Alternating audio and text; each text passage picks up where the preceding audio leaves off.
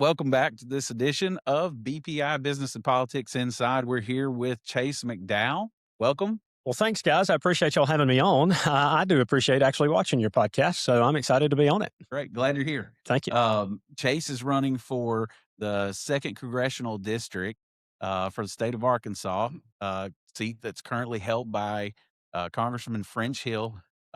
Hey, Chase, if you would, please, let's jump right in. What made you decide that was where you needed to be? So, I've worked in politics for about a decade now. And of course, during the first, 4 years, we kind of saw that first half term of the president. We kind of squandered it away, right? We didn't do anything. Everybody was kind of figuring out, do we like Donald Trump? Do we not like Donald Trump as Republicans? So we just messed that up. Well, about March of this year, I said, well, we're going right back down the same road that we did back in 2017, 2018. So, we also are facing this AI crisis that's hitting America. I think I filled out one of the most important surveys I've ever filled out. And I think for the past 60 years for any politician is how are we going to handle AI? And then we saw the cryptocurrency nonsense. And I've battled against my own politicians here in Arkansas for quite a while on the healthcare spectrum. So I knew that healthcare was extremely expensive. It was the one thing during the first 4 years we didn't get accomplished, which is fix healthcare for the American people. I'm very frustrated that the government was shut down for so long this year because we couldn't figure out healthcare. It's like, but we did have a plan in 2018, 2019 when I was invited to the White House and we were discussing this. There was about 500 of us that were brought in and I argued on the pharmacy side of things for independent pharmacy and how we could fix those things. So we had a bill, but where is it at? So it's very frustrating for me to see how we are allowing, Republicans, I guess, but I don't call them Republicans because I can't see them holding to any tenement of the party, federal or state, but how they're just letting the power slip away. And we're looking right now by any person that's worked in politics, a bloodbath coming in 2026 in November. We see this is the fourth time that I've warned the people of Arkansas, you could potentially see a Democrat take a seat away, because French is weak, but I'm not. And I'm pretty bold and I stand pretty independent. And I have Democrats that are supporting me. I have independents that are supporting me because they say, hey, we like the way that you speak. You're honest. We might not like it, but you're honest. And I take that over a liar any day. So I think that's a great stance that we're at. I'm trying to do what I can to save America because, I'm not married. I don't have children yet, but I want a beautiful America when I am. And that's what we're trying to work for. So I said, I don't like the way my country's headed. President needs a little bit of help, right? Guidance in the House. So let's do it. Awesome. Mm-hmm. I'm looking forward to it. What do you believe you could bring to the state of Arkansas if you're elected? Yeah, so production. So one thing that Arkansas has turned into over the last decade, so we went, I think it was around 15% production rate. So that means making products and actually producing goods that we can sell in a marketplace to about 8%. So that's a pretty heavy little fall there just in a decade. And what I want to see is we're not a state of services any longer. So that's what Europe does. They have hotels and they have history and people travel and we lead the nation in travel and in commerce in that manner. And I'm proud of it, but I also don't want that to be the only way that we make money in Arkansas. It's just people coming by in the summertime and in the springtime, right? What I want to see is that we're producing great goods here again. And those are ancillary products. Those are the products that Ford Motor Company needs, that Boeing needs, that GM needs, that all of the big factories and corporations, they need those products. They outsource that through China, through a multitude of different product vendors. And we can do the same thing here in Arkansas. And I think that we can utilize AI and 3D printing in that manner to where we can actually produce more. And I think you also do that through the high schools where we go back to a trade system. I think we found out over the past 30 years, because I was a product of Clinton education in Arkansas, that everybody has to go to college. Well, not all of those college degrees come with a ticket at the very end that says, hey, here's a salary. We found that out. But what does is a welding degree and trucking degree and things that you can manipulate and do things with your hand. They're making more money than those that have a college education. So it's actually flipped. And I think it's very important that we focus on those things and we start to actually look at markets here in Arkansas. What do we produce? Well, now we have some of the richest, purest lithium. That's originally where I'm from in Lafayette County. Actually, my deer hunting lease, it's about 150 yards from where I've hunted all my life. So I'm not trying to advocate for anything that I won't be consuming the deer that are around that area, right? No other politician can tell you that one, right. But I can. But what I'm trying to advocate is that we can have some linear integration in the state of Arkansas. We'll harness it. We'll take it. We'll build it right here in the 2nd District. I'm going to take the steel from over in Jonesboro area, over in Mississippi County. We'll make them right here in Little Rock, Great thing. And you're talking about a 200-year-old industry, or you can get about 200 years out of that. Well, we'll all be long gone by the time it's over with, but it's trillions of dollars that could be harnessed here.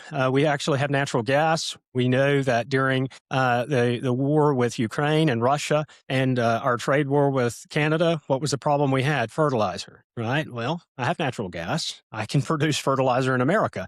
The fact that we outsource so many things now and have to have so much international help, we shouldn't. Not in this country. We can produce everything that we need, and I think that we've got to get back to that, or nothing's going to change. But I yeah, realize we're very much still on the front end of the lithium thing down there yeah, in South yeah. Arkansas, the big lithium. So it's funny. I have been talking about that, and no one was. So it was just dead in the water. No one wanted to talk about it. But it is a blessing. I think it's so that part of Arkansas has been blessed for a long time. At first, it was oil production. And then, of course, we get butane out of that. We get a multitude of different things. And the lithium is actually a byproduct from everything else that we get out of it. But now we need it. Now, I know that electric cars are kind of going to the wayside. So Tesla's decided they're not going to make two of their electric cars. And Ford has said, hey, we couldn't make money at it. And GM has lost billions out of it. But lithium is utilized in every battery, from healthcare batteries to, I mean, just across the board. Your car battery is a lithium. It is still a very, very profitable mineral that we have, and it's going to be an industry that will drive Arkansas if we can. Now, the current model that we're setting out, I don't think that there's going to be any production in Arkansas. So they've got 4 battery plants going to South Carolina. They've not started digging yet. I'm going to go take those. I'm going to say, hey, Arkansas is better for this. You've got to ship it over to you, but you can actually do it here in Arkansas. I got 1 million folks that need to go to work. This is great, right? I got welders. I've got the folks that we need. Ford Motor Company and a lot of the other big corporations have come out and said, hey, we want to hire people in America, but there's no one to do it. We don't have any tradesmen. So you know what that said to my mind? Hey, I can create some tradesmen. I have a lot of children coming up. We can fill that need. So not everything has to be a full car plant. A lot of people think, oh, well, the only way that you really make a big deal is you've got to get a factory for 10,000 workers. No, I'd rather have 10,000 factories or 1,000 factories with maybe 50 to 60 people working, but high net worth. I actually have gotten kind of in a scuffle with some of the older people of this district because they said, well, there's plenty of jobs. I said, you're right. There's plenty of jobs, but there's no careers. And there's a major difference. I will never apologize for not wanting people to make $17 or $18 an hour in my state. I would much rather them be at $25 an hour, $30 an hour, and they work for 30 years and they're proud and happy of what they did for that week because you're away from your family, you're away from your children. Why would I want somebody to be happy with working at a place that maybe they have to in the interim? And I'm never going to discount anybody's job or work. But if an American man or female can go and get a better job and make more money, why would I ever tell them not to? I think that's a Republican philosophy. So I've always told everybody, I'm not the candidate for the comfortable.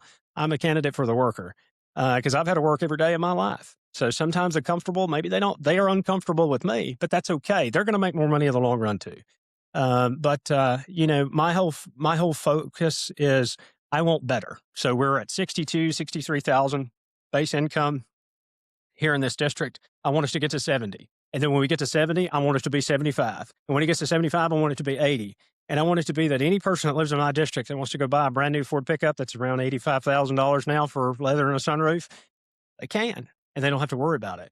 They don't have to worry about buying the one that's 10 years old and spending $4,000 on a warranty, doesn't have tires on it. So they buy the truck and then 6 months later, they got to go spend, $1,200 on tires. Like I've lived that life. I grew up poor, everything I've ever had.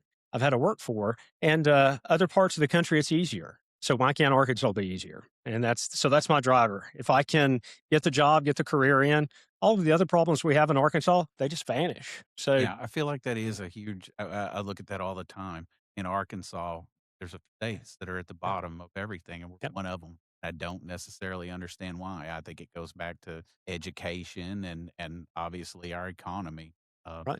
and capitalizing on something like that lithium find. You mentioned natural gas too. Hmm. I know that we're producing some maybe north of central Yep, Arkansas here, yeah. And in the Greenbrier. South. Yeah, so in the South too. So that's the Smackover Formation is also gas. So Haynesville Shale and all of this area. So we have tons and tons and tons and tons. Before we ever went electric, I think natural gas would have been the option. Okay. Also, what do we have in Arkansas? We have one of the best nuclear power plants there are. We're blessed to have that. Also, the new nuclear reactors that have been created in our country, which for some reason, the state legislature is trying to work with a Canadian company. If I'm your congressman, that's going to change. I'm just going to be quite frank with you. I'm going to sit down and say, no, we're going to use a company out of Tennessee. We're not using Canadian company. We don't want to help them. We want to help ourselves. But we can utilize the nuclear waste that comes from those plants that we have that's about 200 years worth. It's the fuel for the new plants, and then it's ash when it's finished. So these AI plants that are coming, they're going to use the small reactor. And that's something that, yes, I can sit down as a government, official and say, yeah, we're going to do that for you. We're going to build it in because AI plants are just like AT&T and all. They're in a concrete building because for security reasons, right? So that's perfect. It's already in a secure location. We're going to build that. We're also going to make sure that those AI plants are not churning in water. We have them where you can submerge the servers. So that is a regulation I'm going to put on AI plants and say, look, you're not going to do it the cheap way. You're going to do it the right way the first time because I'm not going to drain my water sources in the natural state so that, somebody can make those funny cartoon images that they've been doing. I mean, that's really the reality of it, which is fine. And I'm glad that people get to do that. But at the end of the day, I have to protect the planet just a tad. And what I do is I'm a fisherman. So I don't want to go out there to launch my boat and I'm hitting rocks. Like, that's not what I want to do. So, there's common sense in everything. We can actually get more out of the data centers by doing that because they take up a smaller footprint than they do when you stack the servers. Quietness, it's not quiet at all. It's just a commercial air conditioning unit. They submerge that. The fluid goes in. It's just like a radiator on a car. It's a 30% increase. That 30% increase is worth it. So you're going to do that, and we're not going to force people to pay a higher light bill for the private sector because guess what? That's not capitalism at that point. That is crony capitalism, in my opinion. And the American people are not responsible for paying for private sector profits. It's So just it's the a way I feel. 30% increase in the cost of production. To the initial, Yeah, but yeah, it's the bill. cheaper. It's cheaper in the long run. Right. So they're actually saving 60% over a decade. Hmm. But it's a 30% increase up front. And it is expensive. Yes, it's very expensive. They're doing this somewhere right now? They've been doing it all over the country, but it depends on where you're at, what your city council approved, what they say is a requirement. And, it's one of these things, and don't take this wrong. We don't know what we don't know until we've already signed on the dotted line. And they're Right. definitely not going to tell you, well, this is actually the better alternative, but because it's more expensive, we don't want to do that. No, they're just going to say, well, this is the best we Push it can. through. Right. And then everybody says, oh my gosh, it's 500 jobs and it's a lot of money. Well, yeah. I got 700,000 plus people I got to put to work and 500 jobs for me. I don't care. We look at the investment cost, billions of dollars invested into it. Okay, great. But that's not salary, right? So we look at those B's and we think they're big when it's an investment, but we think it's nothing when we spend it. But it's a big deal when you get that investment. No.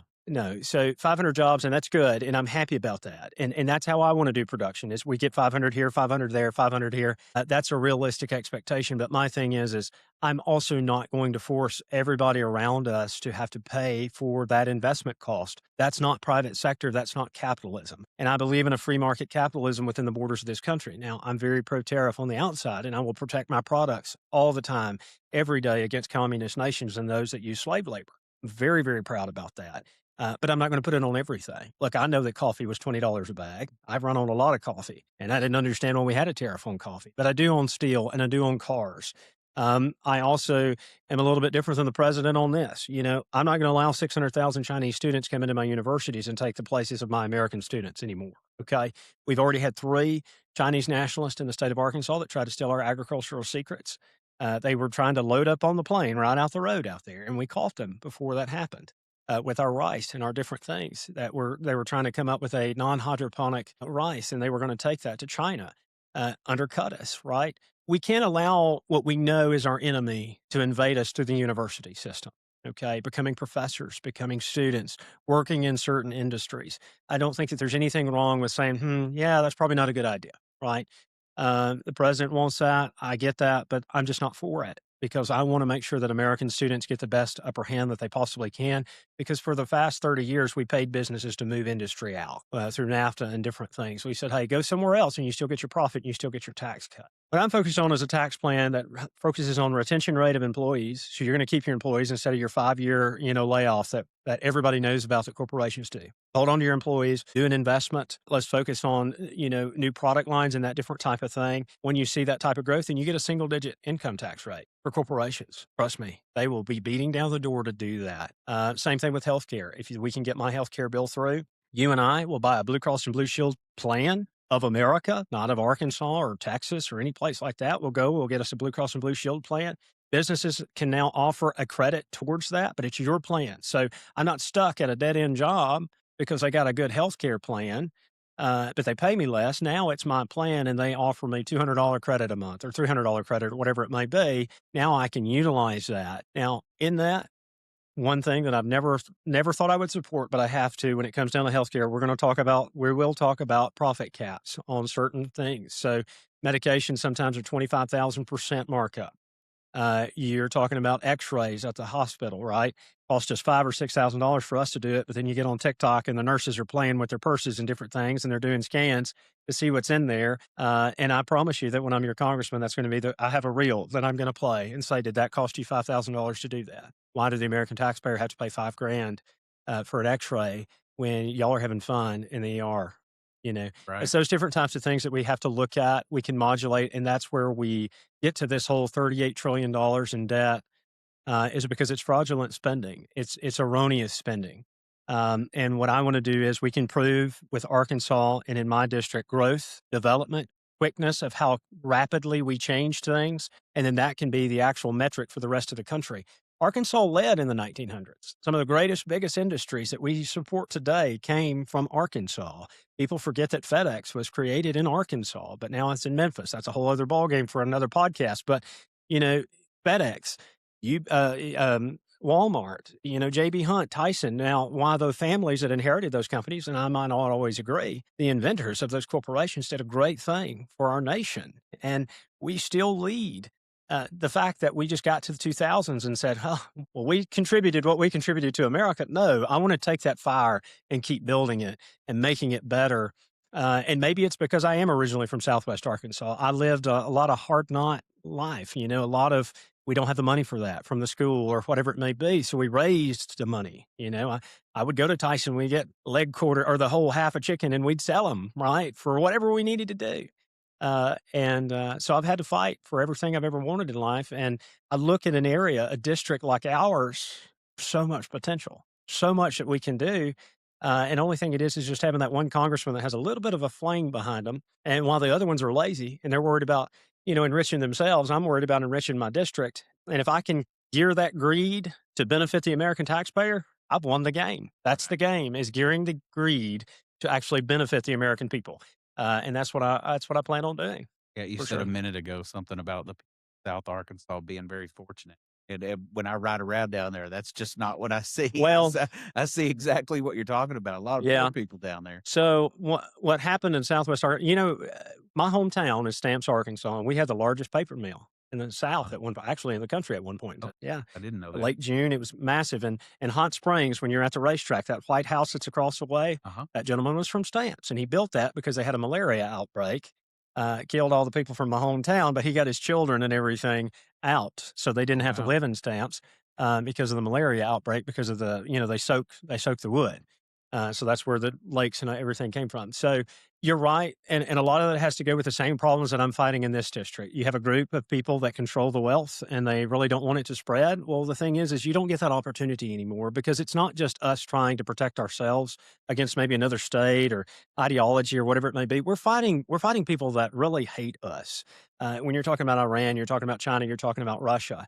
We're really at a precipice here where there's too many superpowers, and we have to look and unite as one people again and say, "Hey, we're Americans. We've got to do better. We should be better than what we are." Because I think that there's 10% radical on the right, and I think there's 10% radical on the left, and I think the 80% that are left in the middle.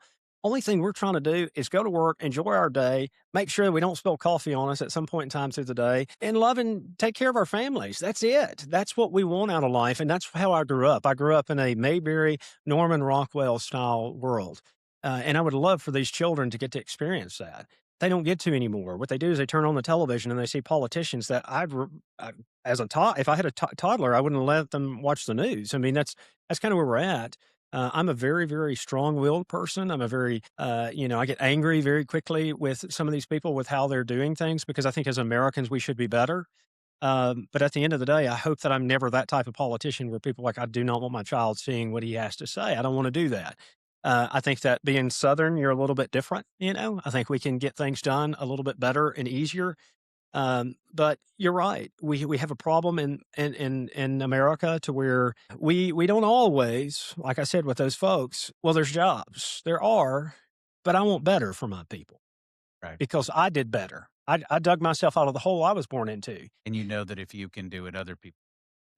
and I decided to do this because I look back when I did it 10 years ago, and I don't know if I could do it again. And that is a that should be a red flag for every American. If you can't do what you did at a certain age, then maybe that's the time to say, America's not in the right direction. We need to fix something. We need to change something.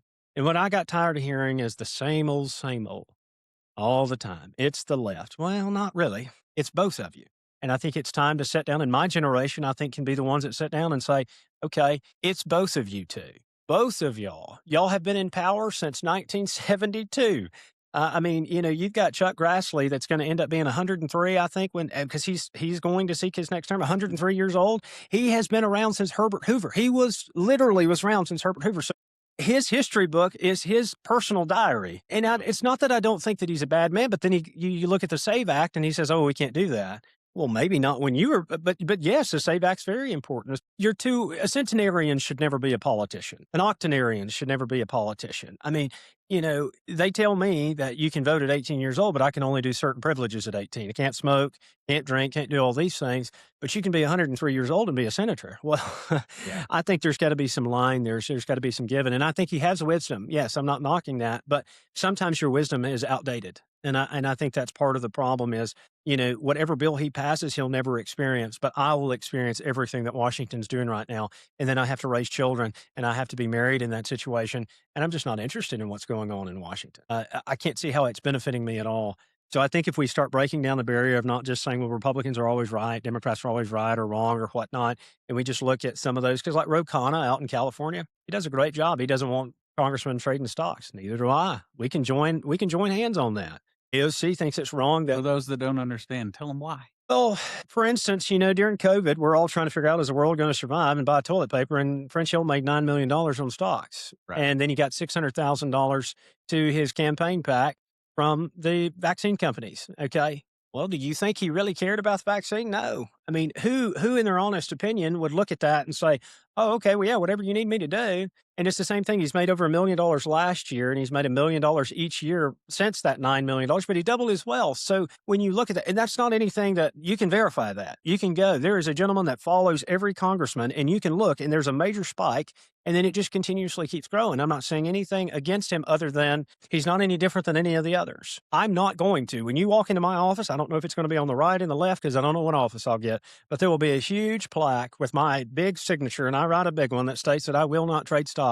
As a congressman, I'm not going to do it. I'm not going to have any private trust because that doesn't exist. I'm not going to have anything like that. I'm going to have my salary. It's going to break down how much money I made and how much taxes I paid in income tax to the state of Arkansas and how much federal income tax I paid. And that's the way it's going to be. And then I'm also going to put my budget on there for my office for every year that I'm up there. And if it increases by 10%, you need to ask me why. And I'm not going to spend $20,000 a month with Politico. Look, we do have AI and I do have a staff. I'm not spending $20,000 a month of your taxpaying money on that. I'm also not going to rent a vehicle in my district because you can get $1,200 a month to rent a vehicle, lease a vehicle, brand new vehicle in your district. I'm not going to do that. Y'all going to see me riding around in the same Ford Expedition I've got. So this office was never supposed to be a luxury. And I will not serve in this office longer than 10 years. I'm 32 years old as of the 28th of January. So maybe last week, I don't remember. Everything's running together. Happy birthday. Thank you. I appreciate it. When I'm 42 years old, I'm going to tell y'all, absolutely not. Even if you beg me, I'm going to say I've done all I can do. And I hope that I hand it off to someone smarter and better than I ever could be. And that to me is the way America is supposed to be. I'm never going to be the smartest guy in the room, but I'm always going to be the guy that at least from A to Z, I want to know everything about it before I make a decision. And that's another major issue we have is like these bills. Do you think I don't know if French Hill knows that they just spent $900 million on Capitol Police. I don't know if he knows that or not, but someone told him you got to vote on it because you got to get your clarity bill through the Senate so that you can get that cryptocurrency that you want. But you got to vote on it. And that's how that works in Washington. Well, let me tell you something. I'm not going to compromise like that. I'm just not.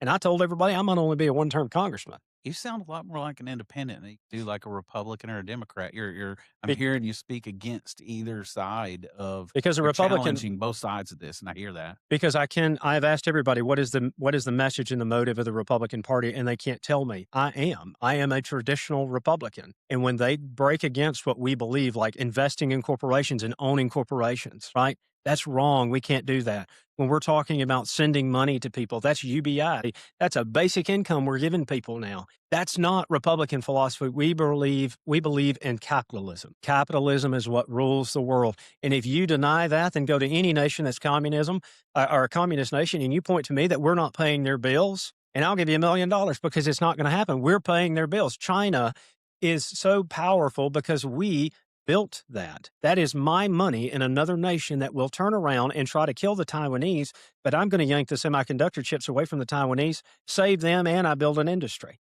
You have to look at this thing in a full spectrum. So when Vladimir Zelensky said, well, you don't have to worry about Russia because it's an ocean away, it's not an ocean away. It's between here and Dallas away from us. Closer when you're talking about Alaska, but I'm talking about over the North Pole there.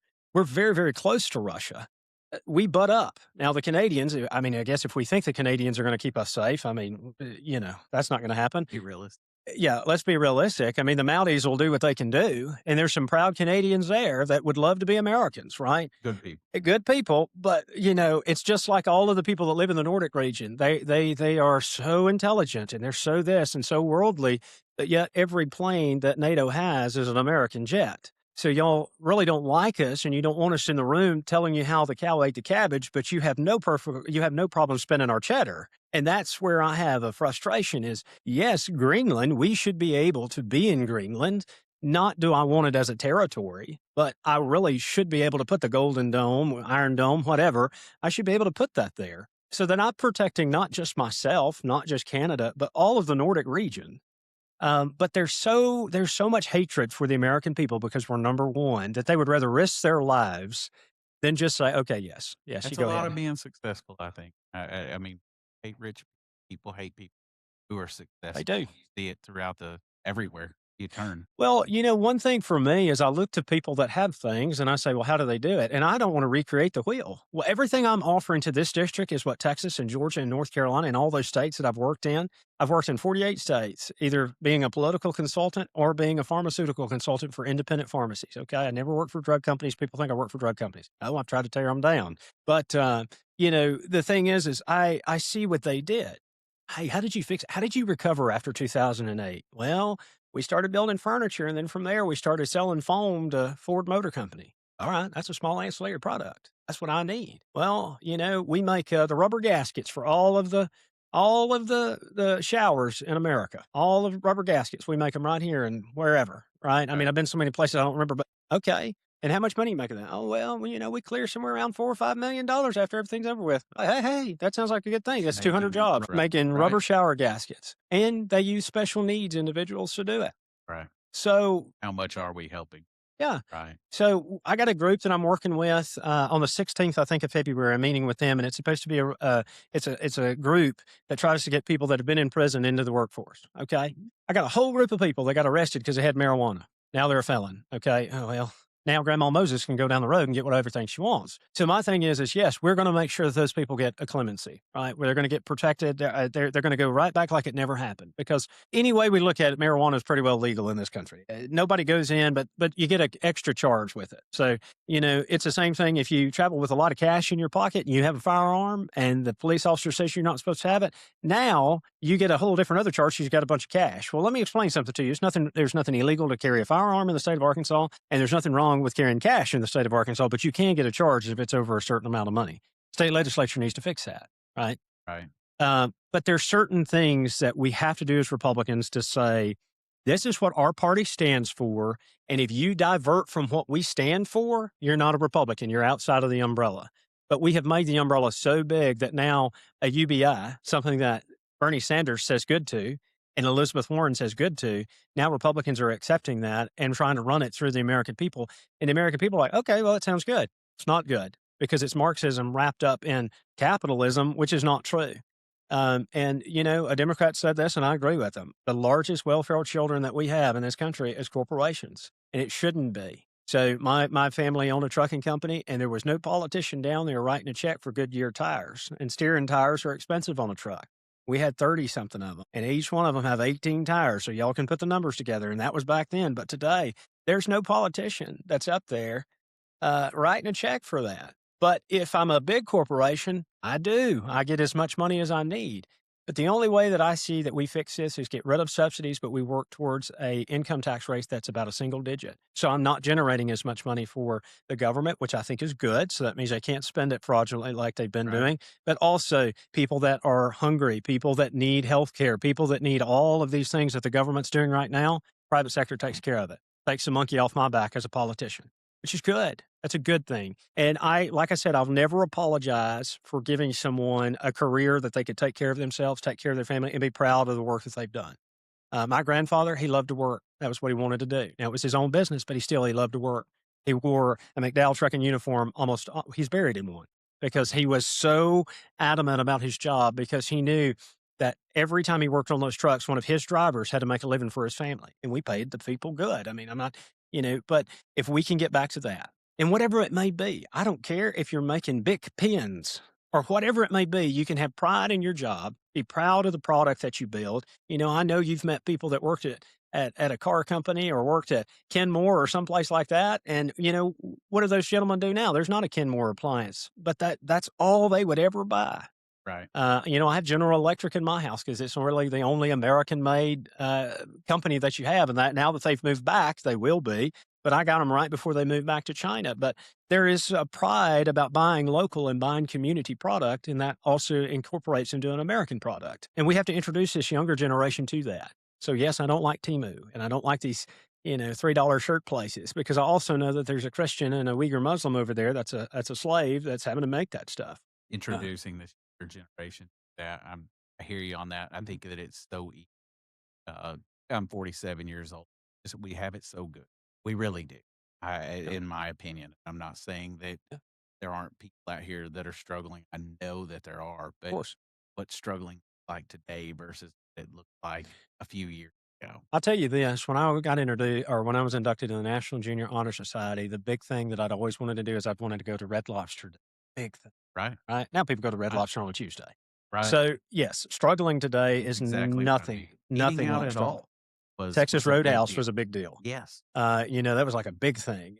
Nowadays, it's actually cheaper to probably go to the Roadhouse than it is McDonald's, but To cook at home. Yeah. yeah. So, but it was one of those things where, yeah, you went out to eat maybe on a Friday or a Saturday, but not on a Tuesday. Right. That just wasn't a thing for us. So, yes, struggling today is not the same, but it's also one of those things where I think that it was easier to get out of the hole back then because if you Right. did get that one job that was $50,000 or $60,000, you were good. But nowadays, I've made six figures for a couple of years. I still have to monitor my checkbook, but 15, 20 years ago, making $100,000, I maybe do it Rich. a Right. quarter, or my accountant tells me, it was a big difference. But we actually have doctors in parts of this country that are freshly out of school that are first making 100 grand and they're on food stamps because they can't afford the rent and they can't afford life. So some of the things I talk about are not just Arkansas specific. It's also about outside of Arkansas because I make legislation for 330 plus million people in this country. So I have to look at those metrics. How am I going to benefit everybody? So, there's small town Arkansas is all over America, and I want all Americans to do better. I thought that was the plan of the Republican Party. That's a year ago from today, I could tell you that the Republican Party was invincible, and the plan that we had, Democrats would have never won another office. And then somewhere around March, we diverted from that, and we went back to we won, so we don't have to do anything. We were the best party about securing power and letting it all go, wasting every bit of it. And that hurts. It hurts because there's so many people that I have personally worked with in every battleground state in 2024 that I promised them we were going to fix America and we didn't. So you know what I had to do? I had to say, all right, Chase, you got to take off the political hat, of the consulting hat, and you got to go jump on the horse yourself. And be Paul Revere and ride through and say the Republicans are coming because we're not here yet, and I hate to say that, but we're just not. And I know that I hear all the time, we're just tired of voting for Republicans because they don't do anything. I get that. I get that. But there's 21 of them that stood up yesterday firmly and proudly that said, no, we're not going to spend $1.2 trillion. Thomas Massey tried to put two amendments through that I would have definitely supported. One of those ending a government backed cryptocurrency that would have replaced cash, ended the blockchain for medical records and all of your banking records. And then also the SAVE Act. Let's go ahead and attach the SAVE Act to it so that we can get it done instead of worrying about a filibuster attached to it. So it's already passed. We're good. We're done. And Republicans, French Hill, all of Arkansas's delegation said, nope, we're not going to do that. But I'm the only Arkansan that's running for office that knows what the people of Arkansas want, because the state legislature here in Arkansas said, we're not going to do a cryptocurrency in Arkansas. We're going to keep to cash. So why is it that we're so separated from what our state wants, our state legislature does, and why is our federal delegation so separated from it? You know, Bruce Westerman now talks about lithium after I've been talking about it for a year. Now he thinks it's a really good thing. Okay, great. Well, it's been here for 5 years. I've known about it, and I met with the team when they first found it in Lafayette County 5 years ago, when the now current county judge asked me to help her with that situation. So I've been abreast to this for 5 years, screaming at the top of my lungs, let's do this, let's fix this, let's make Arkansas the best place to build industry. This is our answer. We've prayed, Lord, how do you help us? What can we do? Here it is. And yet again, we're just like, oh, well, yeah, they found some lithium down there. Right. No, you got to hit that hard. You got to have a Texas mentality, capitalize on it. Make sure that all of these battery companies, I mean, Sarah should be burning gas with that private plane of hers, flying to all of these corporations saying, make these batteries here in Arkansas. So the governor's not going to do it. The senators are not going to do it. None of the congressmen are going to do it. Fine. I have no problem doing it. You know who's doing it? Texas. Yeah. Or Texas mentality. Yeah. Good for them, but bad for us. And right? see, I can sit down with them and say, now look here, folks. You can make them in Arkansas and still make the profit off of it, but you need to make it in Arkansas to where we have an industry here for our people. And that's what I'm asking you for. And why you're doing it, because none of the other ones were smart enough, even though I told them to do it. You're going to build some tech schools. You're going to make that part of the high schools. Right. So you've got a constant workforce, good quality people that love their community. They're going to take care of their community, and you're going to do that for me. Okay? And you know what they're going to say? Yes, sir. No problem. I don't have an issue with that at all, because they do it in Texas all the time. Dessa and all of that out there in the West Texas, all those oil fields, every person knows how to pump oil out of the ground. Right. Okay. Right. Life's not hard. Politics is not hard. You just got to have somebody that cares and that actually wants to make those changes, not at the country club, not in the banking industry. Look, bankers can only do one thing. They can do what the regulator tells them to do. They've never ran a business. They just do whatever the banker regulators tell them, and then they put them in and they use some statistics on a spreadsheet. Trust me, I had to borrow money from them. I know how it works. Okay. Right. Bankers, AI will replace a banker. If you really want to talk about it, AI, that will be a software that says yes or no, and that will be the new banking regulators. I don't want that, and I'm going to try to keep that out. I don't want that at all. But because of the greed to force that, the same bankers that are telling you that this is good will be replaced by a software that tells you yes or no. Mark my words on that. Yeah, that actually sounds reasonable. You mentioned earlier talking about AI, how you didn't believe that it would take jobs away from people, but you not production jobs, right? Because robotics, they've got to be lubricated. They have to be. I mean, nothing works properly with robotics. It can do so many repetitive motions, and then it's not good. And that's been forever since we've had the industrial revolution. You start doing it dyes and stamps and heat and humidity. I mean, there's multiple things that play into that. Right. But what does a banker do? It's just yes or no. So when they're talking about crypto, based off of is a set of criteria. So right. Well, friends will tell you, well, banking is going to be so much cheaper because there's no movement of cash and all that. But every person that's associated with that is a job. Every community bank, a guy that can walk into your credit union, because you can have a credit union with no crypto. You can have a credit union with crypto.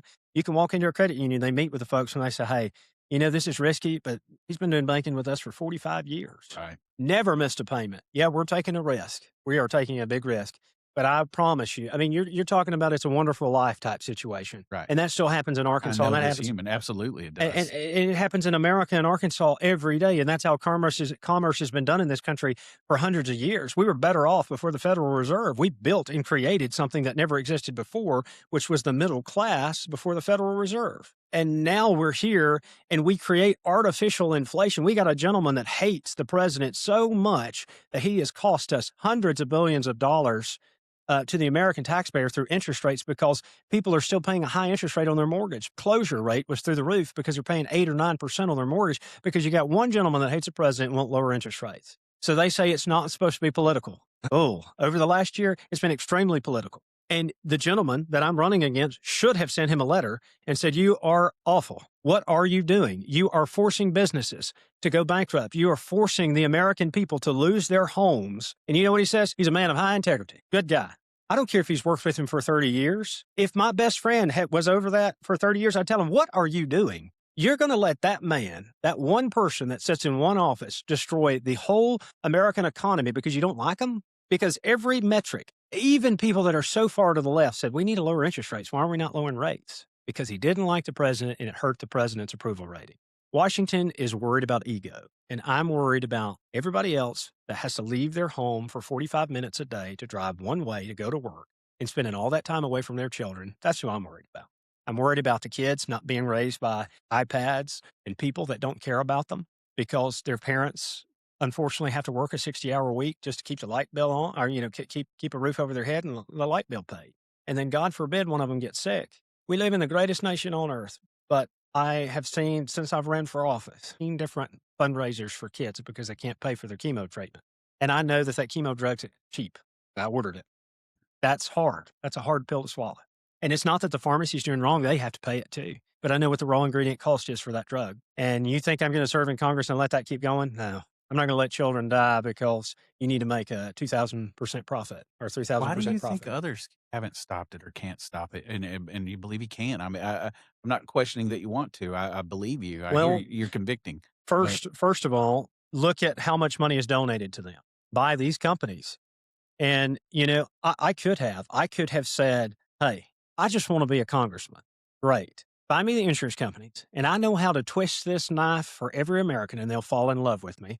I'll be your best poster child. Y'all just make sure that my campaign coffers never go dry, and they will be happy to do so. It's not hard to be corrupt. And I have to run now against $3 million. I have $1.4 million that he has in Hill for Arkansas, and then I have his own campaign account that I have to run against. Okay, so it's very, very easy to just accept all the money. The difference between them and the president, which the president has put those profit caps in and has done those things, is the president actually cares about the American people. And I don't think that these people do. Look, I've sat at that state capitol over there, and I went up to Washington, and there's Republicans that say, "I wish that all public schools were shut down." That's not a realistic expectation nor fair, because there are people out there. There are students that I went to school with that now work at SpaceX, had no clue where their parents were. You don't think that he deserved to go to school and now he works at SpaceX? Of course he does. So you have to have some realistic expectations. And I think a lot of it comes down to when people have had everything ever given to them. I mean, everything they've ever touched has been given to them or bought for them by their parents or whatever it may be.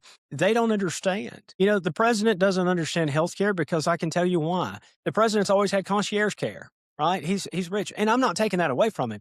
But as a business owner and that large of a spectrum, he comes in and he'll say, "Hey, I need a 20% cut here." And then he has a team of people that will meet with an insurance company and says, "We spend this much money and this is what we want." And that's how it works out. I can tell you that he's never sat down and read a 400-page document about how his health insurance is going to be done. And I'm not knocking the president of the United States for that. Okay. Any business owner would be it's that just way. not a part of his No, experience. CEO Right. of Ford doesn't know. I mean, Right. that's just not part of his. He hires people and pays them a lot of Right. money to do that. But now that I think he's starting to be, and he's starting to witness really how bad it is, I think that's why he's like, "Well, we just got to do immediate care and list in a check." The problem with that method, and while no politician, because the politicians don't know about it either, because they get Obamacare through, it's all taken care of for them. They don't do it, and they have their own private doctors that we spend also $45 million a year on for their private health care, which is insane. It actually totals up to about $100 million. Wow. I told everybody I would love to keep my Blue Cross and Blue Shield when I'm your congressman, but I can't by law because the Obamacare, or when the Affordable Care Act was passed, by law I have to be a part of it. Required. It's a requirement, and I don't like it. I would much rather keep my plan because I like my plan. But he said I could keep it, but I didn't get to. But to get back to it, they don't know either. So you've got small groups like Bill Cassidy has no clue. If Bill Cassidy's advocating for that, I can tell you doctors don't know. Pharmacists do. Doctors, no clue. They have no clue what's going on there. But what we need to advocate for is a fixing of the system. Because if I start sending you a check for $2,000 a month, when Blue Cross and Blue Shield sits down with their other insurance providers, so like CVS and all this kind of stuff. So when they sit down, there's PBMs that are associated with that, which are pharmacy benefit managers. And there's a lot of different people that sit down when you do this, catastrophic care and all that stuff. When you sit down with those folks, they do it as a contracted rate for a year. So you won't see a premium change or premium hike until next year. If I do that with you and me, now it's me and you versus Blue Cross and Blue Shield or me and you versus CVS. Do you think we're going to win Sure, right. with that team of Philadelphia lawyers and their long Winston style cigars? No, we're not going to win out on that. So I'll send you that $2,000 a month. And then 3 months from now your insurance is $5,000 a month and you're 3,000 in the hole. That's the problem that I don't like with the president's plan of just sending people a check. What I want to say is you can't do this. You can't charge this. You and I go to buy Goodyear tires, we're going to pay the same price as the same place if we both pull in, same tire, same metric, right? What I want to see is that insurance premiums are the same. I don't care if you're 18 or if you're right before retirement age. You need to generate your business plan to where everybody is paying the same premium rate. Because what will happen is my dad was in a horrible car accident. He cannot get a supplement plan. They will not approve him. So if he didn't have that supplement plan and he wanted to buy his own health insurance, even though he had no ailments whatsoever, he's paying about 800% more for healthcare than I am because of his income rate. That's not fair either. He's not a sick man. So you've got to base your business model to where you're selling a product, the same product to the same person. It doesn't matter who they are. And we're not going to allow all of this. Well, this state's extremely sick and this one's not. Yeah, but it's an equilibrium. I like that term, equilibrium. We're not going to let you keep making $7 trillion a year, which is private, public, and business related expenses through healthcare. We're not going to do that anymore because it is killing the American people. And it's become a majority of the budget of every American. And it doesn't matter what your financial status is, very rich or very poor. It's creeping up more and more and more. I know people personally that were extremely wealthy where I was from, and they wasted millions of dollars to keep themselves alive. And they were only able to do it because they had millions of We're dollars. never gonna be able to do it at all. Yeah. Yeah.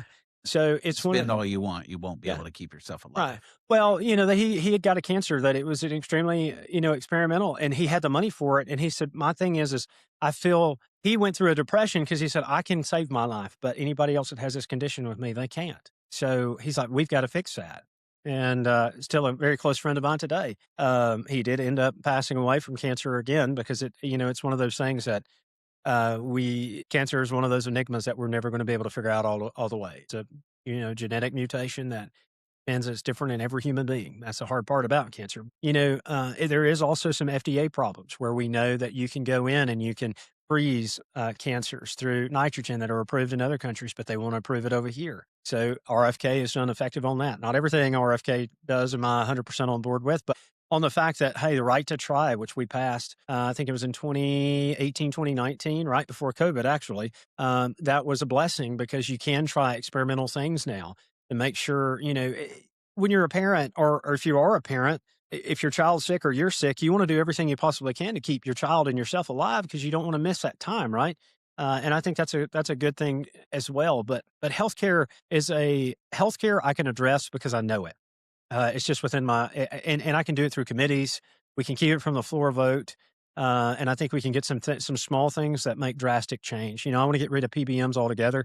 That's going to save us almost, I think it's $300 or $400 billion just right there. And that is where something I can utilize AI in direct payments through that to where I'm eliminating people that are not doctors telling you can't get your medication. We don't need that anymore. And I have no problem. People said, well, the people are going to lose your jobs. Good, because they shouldn't be there. They should not be telling a doctor Some how to. jobs need to be lost. They Right, do, and that's one of them. And they can go work to do something else because the thing is they claim they're doctors. Well, good, go be a doctor. right. But they're not. They're lying to everybody and telling you it's a doctor. They're not a doctor, and that's why they're complaining about people losing their jobs. Well, if you're actually what you're supposed to be, a doctor, and you're doing a peer-to-peer review, when you're saying no, then you just go and work at a clinic. But what we find out is, of course, that's not the case. And these people have no medical degree and they're telling you, no, you can't get your prescription. I've been on it for 20 years. Why does it matter? Right. Right, And it's because that CVS metric tells you can't get your prescription. And that's all that they read is off of a script there. But right. healthcare can be addressed, and it's small things that can make drastic change for Yeah, the it American sounds people. like you have a pretty good grasp on I mean, That I obviously, do. you have some Yeah, history with it. You that I do. mentioned earlier about our state delegation Yeah. voting differently than our federal delegation.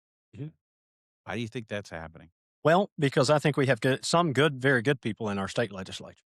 I do. And I think what happens, so what we have done very effective at Arkansas is we've made that basically a job where you got to want it because the pay's not great. You get Right. no frills out of it. So some states you walk in and they have an office just like in Washington and all of this stuff, and they got a major per diem and they're in session all year long and all that kind of stuff. So what we have done is we've made it kind of almost like being in the school board. You got to really want to do it. Costs money to be a It leader does. almost. It does. You're not Right. going to make money off of it, and that's a good thing. We want to keep it that way. Right. But Washington is so driven by the power and having a driver and never have to you don't even know where your clothes are cleaned at. They just materialize, and, you don't know where food comes from. It just materializes, like, I mean, I've worked with them, and it's weird to me to see how they become there's 5 I always say that there's 513 presidents because they all treat themselves as if they're the president. And that's definitely not what I choose to do. Yeah, I might have somebody drive me around, one of my staff members. Yes, of course I will, because I'm going to be fielding phone calls. But even if I do, I'm a son of a trucker, so let me tell you, it's not easy to ride around with other people. Right. It's just one of those situations where I told them, I said, I wish I had a kitchen in my office because I don't eat lunch anyway. Then I don't have to leave. Yeah, I Right. don't have to, Right. and little dishwasher and all that kind of stuff, and we would be great. I'd love that. That would be great. They treat it as if they're royalty, and, when you get I think that part and I've seen them. You go with them, they walk into a restaurant, and everybody bows their head almost, and, like, the whole thing rolling out a red carpet, it's just like, just a normal person, I think if you keep that mindset like Tim Burchett runs around, I always tell everybody, "I'm not gonna run around in a Carhartt jacket," but because that's not who I am. But, he runs around in his Carhartt jacket and, just a normal man, and I think that's what Congress is supposed to be. I do wear a suit most of the time because I feel like that's a respect thing. I'm not gonna wear a suit in Washington and come back and try to be cowboy when I get to Arkansas. I believe that the people deserve me to be in a suit more than those jokers in the Capitol, 'cause it's a respect thing for me. You know, uh, I think that's what it is. It's the special interests tell you how to vote, and you choose to do it. And to be a congressman would be super easy if someone's telling you how to pull all the levers. But when you actually have too much conviction and too much love behind it, you just can't do it. I've tried. I've tried. I've tried to sit there and say, "Well," and you can ask my staff. Most of the time, they're like, don't go public about that. Don't do that. Just cool down." Because I get angry because it makes me out to be a liar when I said we were going to fix everything, and my word is all I've got. My integrity is all I have in this world. I'll never be the richest man on the face of the planet. I'll probably never be a titan of industry. I'd love to once I leave the private or leave this and go back to the private sector. I'd love to do it, To do but what again? to be a titan of industry. I mean, A I'd love titan of it. industry. I'd Okay. love to do that once I left Yeah. Washington, but probably not going to happen. But what I do have is my integrity, and I try to be as honest to people. And when people come up and they ask me questions, where do you feel? Are you going to be a rubber stamp for the White House? No, I'm going to be a rubber stamp for you. That's what I'm supposed to do. I am your representative. I am to represent you in the will that you want and that you see fit for this office and what you want to see for Arkansas. And I don't care if I get it teed up and the governor takes credit for every business that comes through, or the attorney general, or the secretary of state, or whoever. It doesn't bother me. What I want to do is when I come back, I want to say, look at my children. 10 years from now, if I get this, I want to look back and I'm gonna say, you see how these kids, how well they're performing? Y'all see, when I first took over, this was a field. There was nothing here. Look at all of this. Look at how the crime rate's down. I met with a sheriff from Pulaski County. He said, I appreciate what you have to say. I appreciate that. I said, well, I appreciate, y'all getting it down 20%, but that ain't good enough. We got to get better. Until I feel safe and have no one around me and I can walk through downtown Little Rock at 9 o'clock, 10 o'clock at night, not good enough. We've got to do better because people pay taxes and they work hard. And the last thing I want is to someone loses their life trying to lose their job, or while they're walking from their job and they lose their life going home at night or whatever it may be. Right. We know where the crime is. We know where, I mean, I'm not new to Arkansas, right? We know the sheriffs know where the drug houses are, and we know where all this stuff is, and we know that they give them a leadway and will let people go. No, no, no, no, no, no.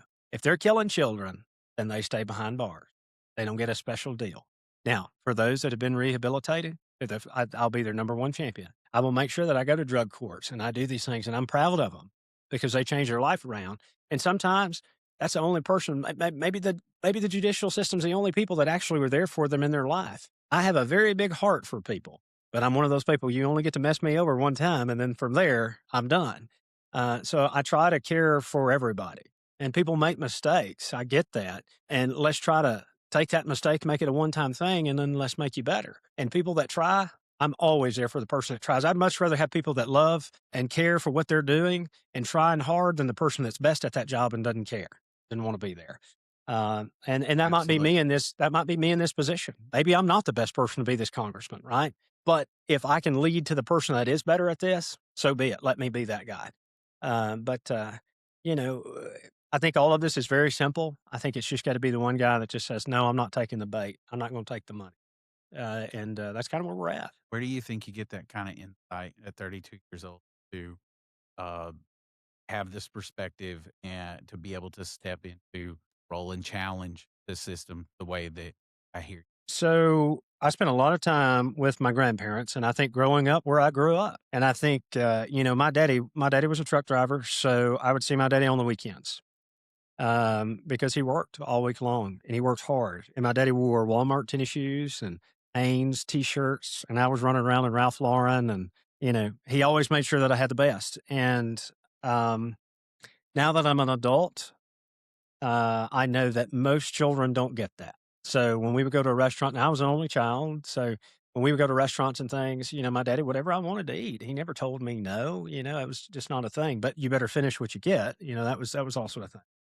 But I think that I got this because the more I traveled America, the more I saw that moms and dads were just having to give so much, and not, and their children were missing out because they weren't there, right? Because they're having to work for so many hours. I mean, they leave at dark and come home at dark. There's some men that the only sunshine they see is at lunchtime, right? And that's rough. And, I'm not trying to say that everybody can make a living on a 40-hour week, but if I can get you there, I'd love to do that. I'd love to be where families can spend time together and they get to go fishing and, all that. Me and my dad, we butted heads when I was a kid. Of course we did, because it's a father son thing. I always pick that it's a Simba Mufasa thing. You're going to butt heads. But now that I'm an adult, I'm so fortunate that I had my father and that my father did work so hard and he did take care of me. And our family and our community. I mean, my dad was my baseball coach, and he made sure so many of my teammates, they didn't have money for bats and helmets and all that kind of stuff, and he made sure that they did. And never cared. Nobody ever knew that was not the thing. And but to always, I don't know. My daddy told me, he said, "Do what is right. Always do what's right, even when you don't want to. Do what's right, and it'll be worth it. It's not going to be an easy life. You're going to have a really hard life." And he's true about that one. Amen. I got gray hair in my beard and on top of my head because it's just the way that it is. And I think it's just a point I never wanted to disappoint my father. Um, so let me ask you, you're elected. What does success look like to serve your term? What does success? So in the first 2 years, what I'd like to do, what I'd like to see at least is a 10 to 15% bump. Unemployment keeps rising. I can halt unemployment. I can bring that down, and I can get at least a 15 to 10% increase in employment in my district. Crime under control, and I never want to see one of my school districts in a failing position ever again. If I can achieve that in the first 2 years, and Washington keeps me from serving another two, I'd be happy. I'd be okay with that. And I want to be able to come home and people say, "I'm actually proud for you to be my congressman.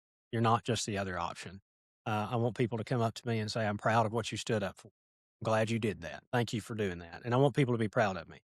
Um, and if they're not, I will take an assessment after my first term. And if people are mad at me and they don't want me to be their congressman, I'll be the first one to say, "Hey, maybe I'm not the right congressman for this area."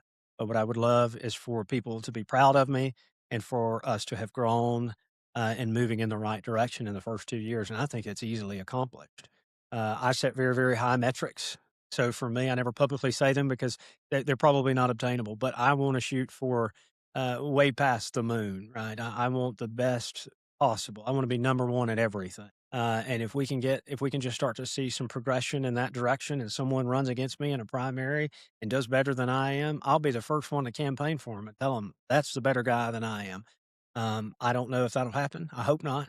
I hope I can be our congressman for a while. I hope I can do it for 10 years. And I think in 10 years' time, now we're talking about the Golden Triangle is in Arkansas. It's going to be Bentonville, Little Rock, and possibly Texarkana or Jonesboro, or however we want to design that Golden Triangle. I think that's a very good possibility for the state of Arkansas. At least get cell service everywhere and internet access. But what I would love to see is that Arkansas is on the lips of every person and everywhere saying that state has done something impossible. They have went from last to first, and how did they do it? And look, I want to sit down with everybody and work with them, but if they get in my way, all right, I'll do it alone. But I can build a great economy here. I can do greatness for this district, and that's why I really hope that people will put their faith behind me and take 5 people with them to the polls. If they can do that, there's no money. Money won't win this election if you really actually go out and vote. Our largest problem is people will not go and vote. We get such low turnout in midterms, but if people will just go out, vote, take 5 people with you. I gotta pick up 15,000 people. Reynolds lost by 15,000 people. And the way that erosion happens for French, I think 7,500 would probably do it. And that was his last That challenge. was his last challenger in Okay. 2022. French's erosion started out when he was a first-time congressman and he ran for reelection. He had 90,000 votes, and he has dwindled down to where the last time he ran with a competitor, he had somewhere around 50,000 or 47,000 votes, okay? If I can pick up 50,000 votes, 52,000 votes, I'm your next congressman. I've already spoken with Chris Jones and the other Democrat, and I had them both shaking. They're intimidated by me, and I will be the next congressman if I can win this primary in less than 30 days. And I have Democrats and independents that I'm working with. I'm talking with. I want to make sure that I'm a representative for all people and that we fix things. I'm the only Republican that's talked to the teachers union, and I think they said 16 years. So I'm for everybody. I want to make everybody the best that they possibly can be. And so it's simple. Everybody thinks, oh, this is such a hill to climb. Well, mountain to climb. It is a hill to climb, but a mountain to climb. It's impossible. It's not. It's 15,000 votes. 15,000 votes. That's all I've got to overcome. And that's smaller than most city council races in Dallas or someplace like that. So, Right. really, when you think about it, a small town little fellow from Southwest Arkansas can not only beat French Hill, but can beat the president's endorsement, the governor's endorsement, lieutenant governor's endorsement, attorney general's endorsement, and all of those endorsements are not working. So, just a little bit of effort from the electorate is all I need. Then you got you a good guy. And if I'm not good, then I'll promise you I won't run again. I will make sure that somebody else is better than I am. And I think that's a promise that I can keep. And it sounds really exciting and promising. Uh, Very glad to have you on today. Absolutely. Chase McDowell, 2nd Congressional District, primary March So 3rd. Is March the that 3rd, correct? my grandfather's birthday. Okay. Well, looking forward to seeing how that turns out and So am I. talking with you again in the future. If you have anything else, please. If I don't know if we can here or not, but if y'all want to take a look at my website and Facebook page, it's McDowell for Arkansas. I'd love for y'all to take a look at McDowell for Arkansas. It's their website. It's also my campaign Facebook. It's the same thing. It's McDowell 2026 for X. Not a big X user because I was never a Twitter user, but we are now. But take a look at everything I have to say. I upload multiple videos through the week. We're all over the district. I think 2 weeks ago we did 5 events in one day. I mean, we are everywhere that y'all want me to be, and that's where I'm gonna show up. And, we can't beat them with cash, but we can beat them with rubber on the car. We just put a new set of tires, so I got 70,000 more miles we can put on. So, I appreciate it, and I thank y'all, but if y'all will go check me out there, if you feel inclined to donate, I would definitely appreciate it, but if not, that's okay too. Just, as long as you vote and take about 5 people with you till on March the 3rd, that's all I need. Thank you for being with us. I Looking appreciate forward to it. Thank talking with y'all. you in the future. Absolutely. Thank you.